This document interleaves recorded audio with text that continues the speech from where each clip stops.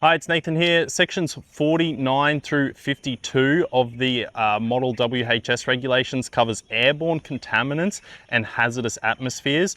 I'm grouping these two together because they're both essentially things in the air that we breathe or in the atmosphere that can hurt us. So the way to separate those two in your head is airborne contaminants are small things in the air that can hurt us. So for example, if we're using some solvents or some paints and that vapor or little particles are getting in the air and we breathe that in, that's an atmospheric contaminant. Now, hazardous atmospheres are the actual gas, the actual atmosphere. So not enough oxygen, flammable atmospheres, like if there's methane in the air, they're the main ones. Also, if you're doing like confined space work, hydrogen sulfide,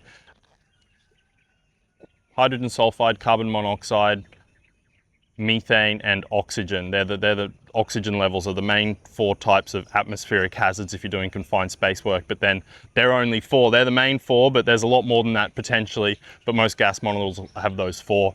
In terms of atmospheric contaminants, the main one there you're going to see is silica, that we see is silica, industrial, metal fabrication and painting, welding fumes, solvents, metal fabrication, I talk about it all the time, really bad. Mechanics as well, exposed to a lot of airborne contaminants.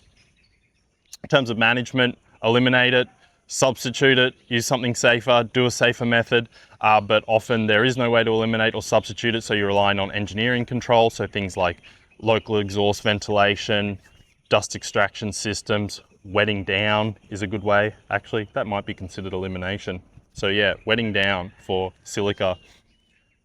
Dust extraction, filters, and then if you've got all that in place and there's still any residual risk or none of those controls are effective or available, then PPE, last line of defense.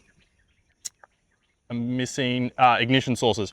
It then says for hazardous atmospheres, the business needs to manage the ignition sources. So if we're working in an area where we could have methane in the air, we need to manage the risk of the ignition sources. So things like intrinsically safe devices. In a lot of gas plants, they'll ban mobile phones or drilling rigs where there could be a flammable atmosphere.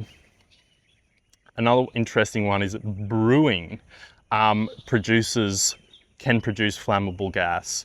We've done those before, it's been a while, but yeah, that's another industry where flammable atmospheres or hazardous atmospheres and ignition sources is important. And then they have this is in the gas world and in some brewing, there's like an international standard for intrinsically safe devices. So it's like all the wiring and devices used in those areas needs to, intrinsically safe means it won't produce a spark. So if there is a hazardous atmosphere, or a flammable atmosphere, we don't explode.